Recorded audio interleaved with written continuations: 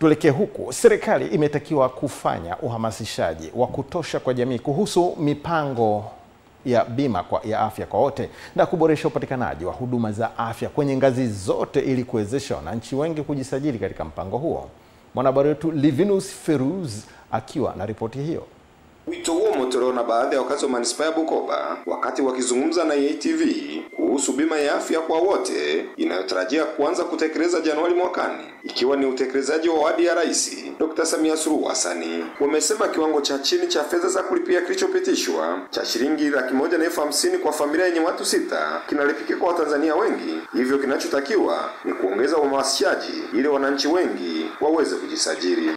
Ilitangaze kuanzia ngazi ya kata au kuanzia ngazi ya kitongoji watu wapate hii taarifa kwa kina kabisa, na iwezekana hata kuanzia dispensary zenyewe tunakotibiwa.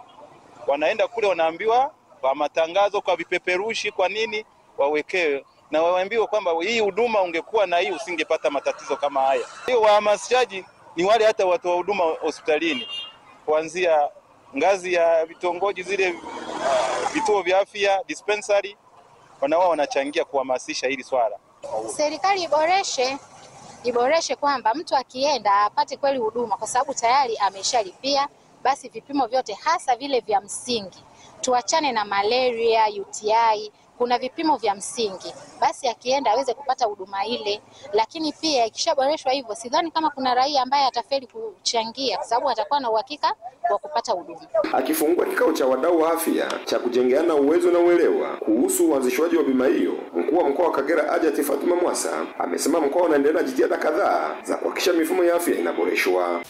Tayari mkoa wa Kagera unaendelea na jitihada mbalimbali za kuhakikisha mifumo ya afya inaboreshwa, kuanzia ujenzi na ukarabati wa miundombinu ya vituo vya kutolea huduma za afya, kuongeza upatikanaji wa dawa na vifaa tiba, kuongeza watumishi pamoja na kuimarisha mifumo ya tehama kwenye vituo. Hata hivyo, juhudi hizi haziwezi kuwa na tija ikiwa wananchi hawatakuwa na uwezo wa kupata huduma hizo kutokana na changamoto ya gharama. Ndio maana mpango huu wa bima ya afya kwa wote ni muhimu na wa lazima. Aidha, vituo 372 kati ya vituo 393 vya kutolea huduma za afya tayari vimesajiliwa na Mamlaka ya Udhibiti wa Bima TIRA, ikiwa ni takwa la sheria ya bima ya afya kwa wote. Mganga mkuu wa mkoa wa Kagera Dr. Samuel Raiza na meneja wa mfuko wa taifa wa bima ya afya mkoa wa Kagera Ismail Kangeta wakawa naye ya kusema, kwa tuboreshe customer care na tuhakikishe kwamba uwepo wa madawa na watumishi wanakuwepo vituoni na kuwapatia watu huduma. Mtu anapokuja pale anapata huduma.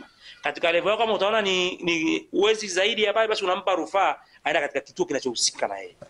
Kwa hiyo tumezungumzia, na sisi kama serikali ya mkoa tutaendelea kufuatilia kuhakikisha kwamba miundombinu inaboreshwa. Kama ambavyo tulisema, kila mtu kwenye kaya atatambuliwa, atakuwa na utambulisho ambao utamwezesha kwenda kupata huduma kwenye vituo vyote ambavyo vimeainishwa na mkuu wa taifa. Kutoka Bukoba, Livinus Feruzi, EATV.